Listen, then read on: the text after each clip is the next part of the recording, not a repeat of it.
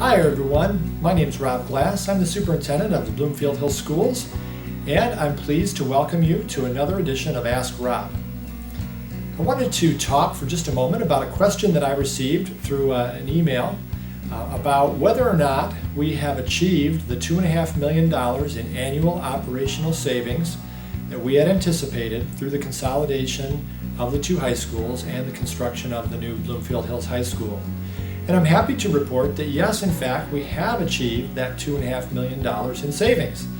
And it has come because we were able to reduce a lot of the extras or redundancies in our system, things like heating and cooling two buildings, things like operating a shuttle system every day, and also redundancies in staffing. So we were able to really work through the plan as we had intended, and we have achieved those savings. Right now we're in the process of putting together a more detailed document that will explain that. We don't have all the data in yet because we don't have a lot of history with the heating and cooling and utility costs of the new building, but certainly we are operating in one campus, and that saves us a lot of money. And so yes, we've achieved that goal. We're going to be able to more specifically report the actual savings and in what areas within the next few months as we gather up-to-date data on our heating and cooling costs and our staffing costs, and we can compile all that and compare it to what we used to pay for those operational costs. So we're excited about that. Thanks for asking. We do believe that it's important to have you to be accountable to our taxpayers and stick to our word in terms of what we project versus what we actually do. So thank you very much for that question. I wanted to talk for a minute about our 10 guiding principles. Every school district tries to define for itself what makes it unique and what does it provide that other school districts don't, and to talk in succinct terms about what we do educationally and what we believe. And one of the ways that we've done that here at Bloomfield Hills is we've brought together 10 of the principles we think are really, really important for teaching and learning, and we call those, quite simply, our 10 guiding principles, and you kind of see them all throughout the district. I want to take some time at each of the future Ask Robs to talk about one of them at a time. So I'm going to talk for just a minute about the first one.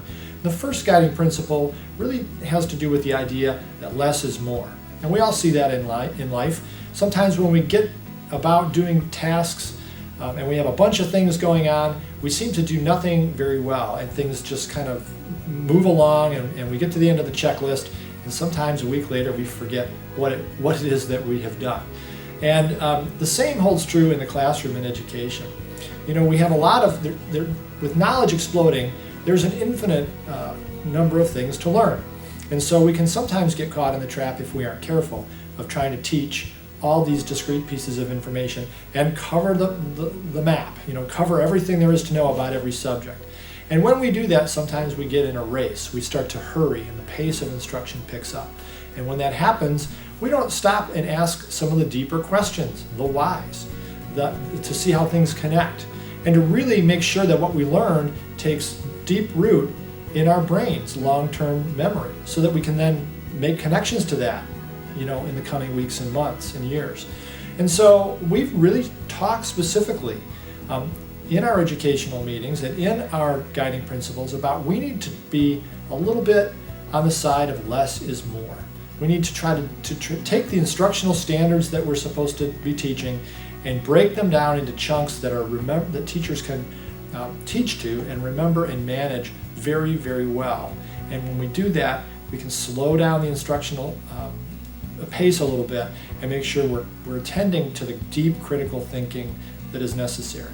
And so we've been working on that. It's a constant challenge because everybody in the curriculum seems to want everything taught all the time. But what really is important is what endures, what remains, what we take with us. And we have to remind ourselves constantly that if we take the time to go deeper and not a mile wide and an inch deep, but do the most important things very deeply, then we're going to have a better educational outcome in the future.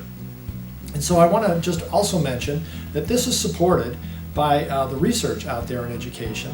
A researcher named John Hattie, with whom most educators are very familiar, has really taken all the research out there and tried to break it down and synthesize this principle.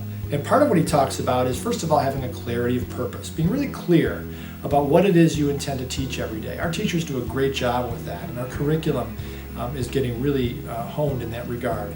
And then having classroom discussion, take the deep elements of what is being covered and really cement that through deep class discussion, not just between teachers and students, but between students themselves to cement that learning. And then in the classroom, you'll notice that we're continually giving feedback. We're telling students, now that we know exactly what it is we're trying to learn and we're discussing it deeply, how are we doing on that trajectory? Are we learning what we need to learn, and to what extent? And we look for those incremental feedback loops that are daily, not weekly, or not at the end of a unit. And then we're trying to give students time to plan and organize their own learning a little bit more, so that they can stop and say, okay, where am I in this learning progression? We're talking about this as, learning a certain thing. How am I doing? How am I organizing my time? How am I progressing on that? Just stop and reflect. You'll notice a lot that I'm talking about taking the time to stop and pause and reflect. Sometimes that's the hardest thing to do in a busy learning environment, but it is sometimes the most important thing we can do. So I wanted to take just a moment to talk about each of these guiding principles, to talk about them one at a time. And when we talk about this idea of depth over breadth, to give you a little bit of an understanding of what that really plays out like in the classroom. We're really proud of our guiding principles. We seek to live by them every day. It's something we're all invested in, and it's something consistent with the research. Thanks for taking the time to be with us today for this edition of Ask Rob. Thank you very much.